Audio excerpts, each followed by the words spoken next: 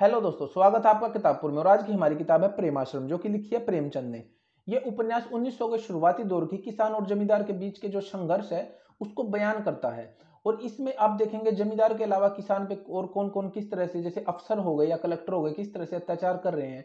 किसान के पास 2 टाइम का खाना नहीं है, फिर भी उसे बेकार में काम करवाया जाता है और उसे पैसे भी नहीं दिए जाते, और उसके अलावा उसे खाने पीने की चीजें ले जाते हैं अफसर जब आते हैं यहाँ, गाँव से उनका काफिला गुजरता है। और उनका संघर्ष देखेंगे कि किसानों के जो बच्चे हैं वो दुनिया को किस नजरिए से देखते हैं, या जमींदार खुद हैं, उनके बच्चे हैं, उनका परिवार है, वो किस तरह से दुनिया को देखता है, नजरिया क्या है। जैसे किसानों पर बहुत सारे अत्याचार हो रहे हैं, पर उनमें बार बार वो जब अपनी मांग उठाते हैं कि हमें कम से कम इतना तो हो, हमारे पास लगान इतना कम कर दो कि हमारे पास इतना पैसा बच जाए कि हम 2 टाइम का खाना खा सकें, या अपनी जो कमाई है वो थोड़ी सी और बढ़ा सकें।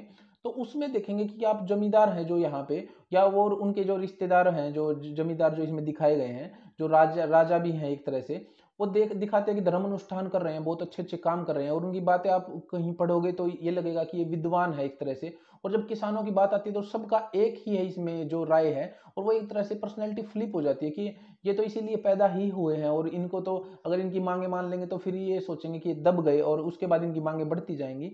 इसलिए इनके झोपड़े जलवाना और उनको मार मार के उनको चुप करा देना, मारपीट करवाना, ये बिल्कुल उन्हें बिल्कुल सहज हो चुके हैं वो इन चीज़ों से। और उन्हें कहीं ना कहीं इसमें आपको ये भी पता लगेगा कि जमींदार है या जो खुद है, उन्हें ये भी पता होता था कि हम गलत कर तो रहे हैं, क्योंकि इनका जो है पैसा वो हम खा रहे हैं, हम खुद कुछ नहीं कर रहे हैं, हम दूसरों के हक का पैसा खा रहे हैं। वो धर्म अनुष्ठान भी बहुत ज़्यादा इसलिए करते थे, और इसमें बहुत सारी चीज़ें ऐसी दिखाई जाएंगी। और किताबें, जैसे कि प्रेमचंद की किताबों को सोचते हैं कि पढ़ने के बाद किताबें बहुत अच्छी होती है, पर पढ़ने के बाद वो कहीं उदासीन ना कर दे, 2-4 दिन के लिए आप दिमाग में ये सोचो।